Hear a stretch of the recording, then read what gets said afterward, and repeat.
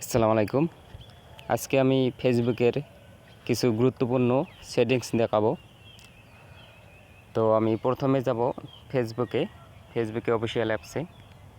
আমি ফেসবুক অ্যাপসে ক্লিক করলাম।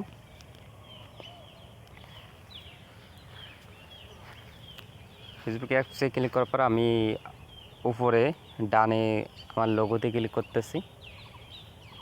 লোগোতে ক্লিক করার পর এবার আমি সেটিংস অপশানে ক্লিক করব।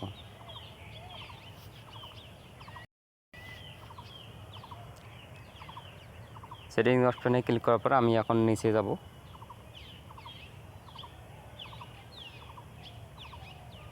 নিচে আমি প্রথমেই যাব how people find and continue, এখানে আমি ক্লিক করব। How people find and continue click করতেছি। এখানে ক্লিক করার পর দেখবেন আপনার এইগুলো অন করা আছে কি না। যদি অফ করা থাকে আপনারা অন করে দিবেন। তো এরপর আমি ব্যাগে যাচ্ছি। ব্যাগে যাওয়ার পর এবার আপনারা যাবেন পোস্ট অপশানে।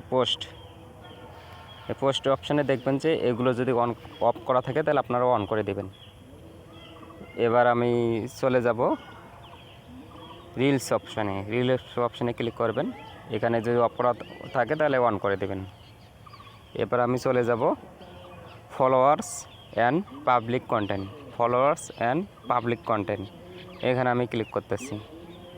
ফলোয়ার্স অ্যান্ড পাবলিক কন্টেন্টে ক্লিক করার পর এখানে চলে আসবেন। এখানে চলে আসার পর who can follow my page, এটা যদি আনপাবলিক করা থাকে তাহলে পাবলিক করে দিবেন।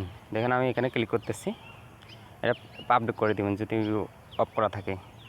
এবার who can see your followers on your timeline, এটাও পাবলিক করে দিবেন।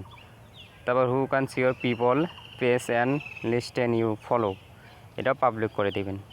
তারপর who can comment on your public post, বলতে এটা হচ্ছে যে আপনি যদি কাউকে যদি কমেন্ট করেন তাহলে আপনার কমেন্টের সামনে একটা ফলো অপশন থাকবে, ওখানে মানুষ দেখে ফলো করতে পারবে যদি আপনি এটা পাবলিশ করে রাখেন।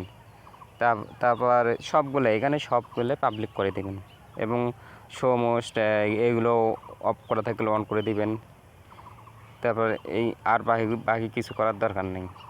তো এবার আমি ব্যাগে যাচ্ছি। তো ফেসবুকের এগুলো সেটিংস হয়েছে, বিভিন্ন সময় বিভিন্ন পরিবর্তন হয়। ফেসবুক টিম থেকে প্রতিনিয়ত নিউ আপডেট আসে।